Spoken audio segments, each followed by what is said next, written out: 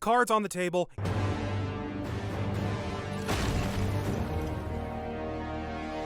Season 2 isn't as good as Season 1. Yes, the decision to split the season into 2 halves hurt the show's momentum. And yes, it loses something by having Omni-Man absent for extended periods of time. But what makes Season 2 feel different, yet still one of the best things I've seen in years, is in its structure. Season 1 was all about having a narrative hook. Omni-Man has wiped out the Guardians, his true intentions are a mystery, and it's only a matter of time before everybody finds out. But Season 2 wants to be about themes, specifically trauma and the many ways we deal with it. There's still plenty of action, but there's also a lot of quiet moments of introspection, giving characters the chance to actually reflect on the chaos around them. And it's through those characters we see some of the many ways a person can process trauma. Debbie goes to group therapy and eventually finds solace in returning to work and raising Oliver. Eve moves back in with her parents in search of familiarity, despite it not being a healthy environment. Rex has no choice but to reflect on his actions and rethink his life. Donald and Rick find there's a happy medium between outright repressing past trauma and holding on to every memory of it. Kate and Immortal try to retreat from the world, Nolan tries outright giving up, and then there's Mark.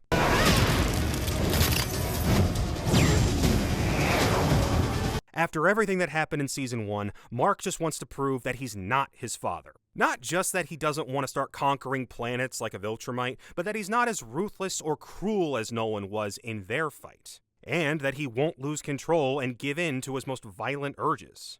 I wanted to kill her for putting a hand on you. I could feel it bubbling up, the parts of me that are like my dad. I don't know who I'd become if you were hurt.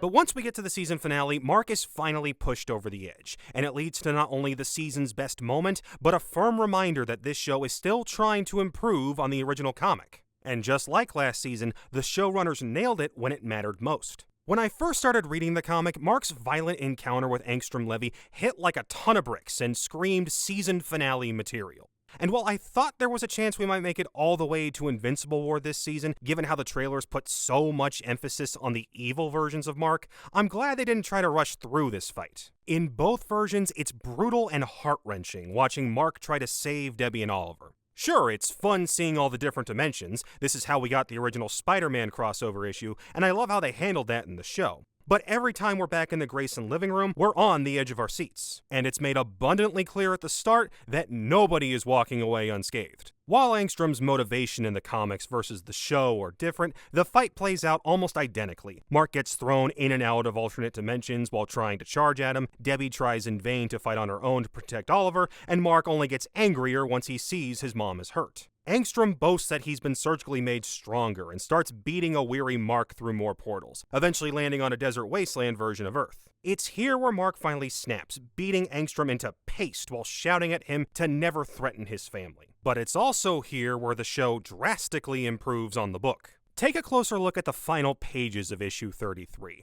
We get a row of panels capturing each of Mark's punches. He finally wipes the blood from his face, looks at his hands, and hits the line, "I thought you were stronger." The book then closes with him realizing Angstrom is dead. At least for now, no spoilers. Now, a thing that always bothered me about this scene in the comic is how it's framed. In just a couple of panels, we go from this violent onslaught to a moment of reprieve and then the line from Mark. But between how it's placed at the end of the page and the almost goofy look Mark has on his face, the line comes off as something of a punchline. It reads less as, "Oh no, I've killed someone," and more, "Wait, that wasn't supposed to kill you. I thought you were stronger. Oh crap, now I'm trapped here," which is the conclusion he winds up coming to in the next issue. But now look at the show's version. Mark can't stop screaming. Every punch he delivers has a sickening squelch behind it. The blood splatter flies well above his head, and it all feels so familiar.